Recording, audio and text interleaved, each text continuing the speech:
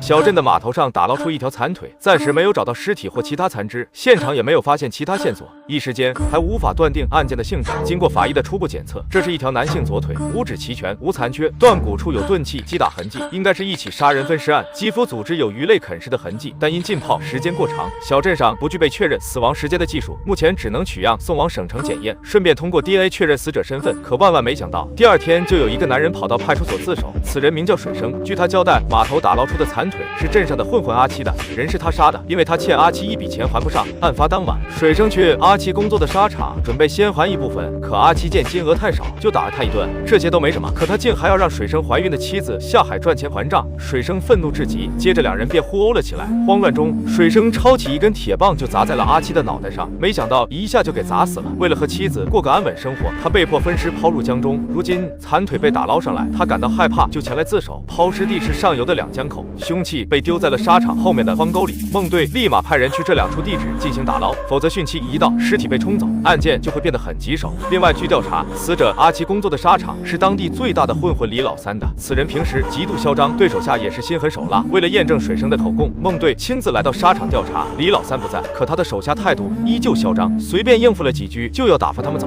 孟队也不好说什么，刚要离开一个孕妇，却引起了他的注意。看情况也快要生了，怎么还挺着个大肚子在这里给他们做饭？那几个手下见状，立马上前阻拦孟队询问。正纳闷呢，忽然所里传来消息，说有人聚众闹事。回去一看，带头的正是他们要找的李老三，说自己的手下阿七失联好几天了，听说是被人杀了。他作为老板替家属来讨个说法，这明显不对劲。阿七失踪了，他没有及时报案，如今又是怎么知道他被人杀了呢？李老三的解释是，水生都来自首了，这不明摆着的事吗？听到这里，孟队坐不住了。水生来警局自首，并没有对外声张，他又是怎么知道的呢？李老三支支吾吾的，不知该如何解释，只好带着手下灰溜溜的撤了。可事后，孟队越想越不对劲，这李老三好像早就知道阿七死了，水生来自首的事也是如此，莫非案件和他有关？那他和水生之间又有什么秘密呢？另外，沙场里那个孕妇也很奇怪，都快生了还去给那些混混做饭，难不成有什么困难？果然，经过调查，得知那个孕妇正是水生的妻子。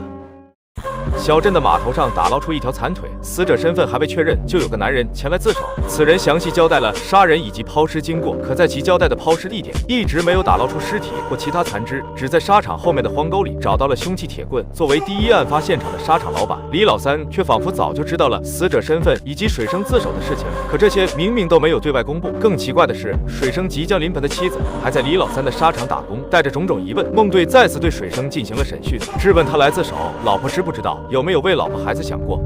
我该说的我都说了。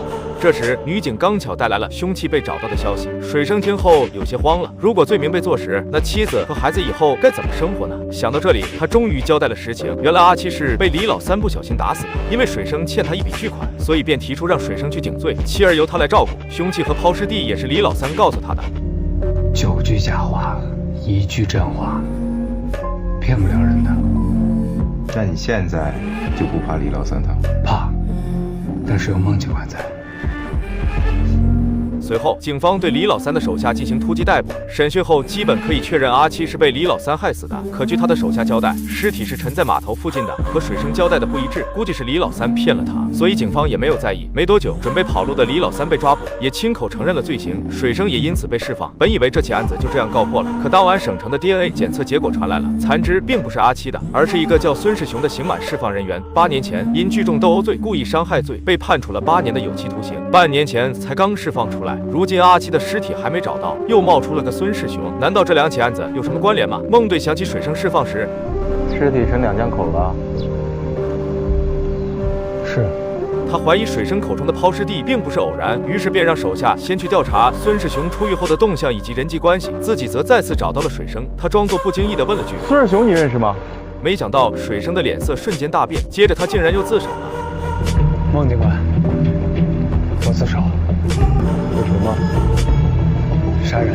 这次水生交代，他和孙世雄是高中同学，8年前两人一起合办过一个渔场，后来因为渔场的生意，孙世雄把人打残了，被判了8年，在之后就一直没有联系过。大概3月初的时候，刚出狱的孙世雄忽然找到了他，心有愧疚的水生拿出一笔钱补偿他，不料孙世雄嫌少，并大打出手，甚至还索要总计30万的损失费。水生自然拿不出那么多钱，孙世雄便要去找他老婆要。水生知道孙世雄一定不会善罢甘休，于是便用铁锹打死了他，然后分尸，连同凶器一起沉入江中，地点就是码头附近，而上次自首时也是故意将警方引到两江口拖延时间，汛期一到尸体被冲走便可高枕无忧。至此案件看似明了，但当尸体被打捞上来之后，却发现案件另有隐情。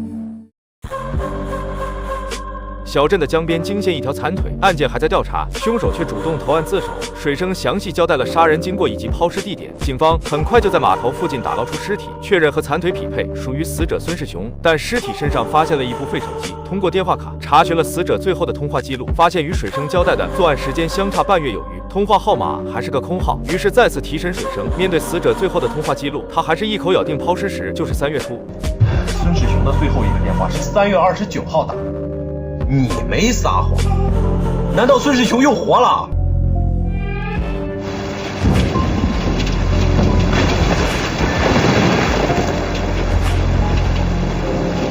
你确定孙世雄死了？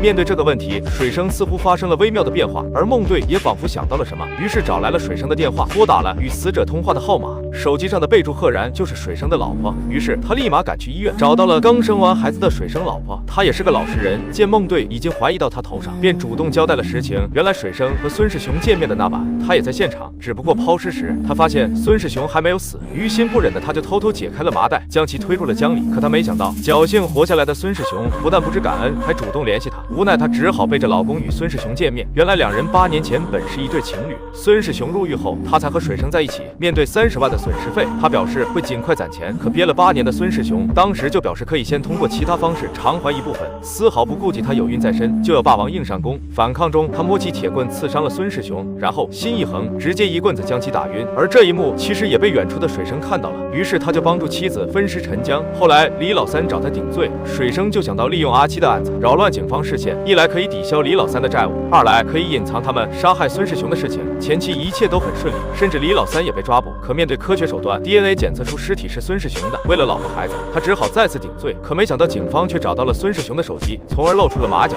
至此，阿七的尸体虽然还没找到，但2起命案已基本明了。水生夫妻最终也没能逃脱法律的制裁。